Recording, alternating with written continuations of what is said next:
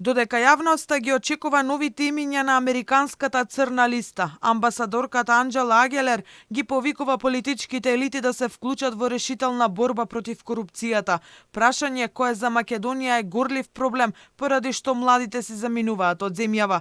Водството во државата вели мора да го пронајде вистинскиот правец. Поддршката од Соединетите Американски држави Македонија ја има, но нема да го стори тоа наместо вас, порачува Агелер. Иако се болни промените кои се бараат од Македонија, американската амбасада ги повикува и власти и опозицијата да соработуваат за клучните државни прашања, но и дава гаранции за идентитетот, јазикот и културата. To take this next leap forward for your country and create a brighter future, there must be political will. За да го преземете следниот чекор, кој ќе ја води вашата земја кон посветла иднина, мора да има политичка волја.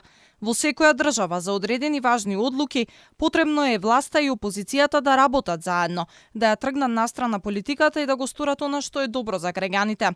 Ке го зачувате јазикот, ке ја зачувате културата, ке го зачувате идентитетот. Тоа е вашето наследство, тоа е нешто суштинско кое ве прави она што сте како држава и во исто време ке добиете многу. Приклучувањето во Европската унија ќе обезбеди на Северна Македонија подобро да се справи со домашните предизвици. Од друга страна, председателот Пендаровски, кој на конференцијата за односите помеѓу Македонија и САД во ера на геополитички превирања не сакаше да одговори на новинарските прашања, во својот говор се осврна дека Америка секогаш била за мир во Македонија и регионот, без да заземе една или друга страна.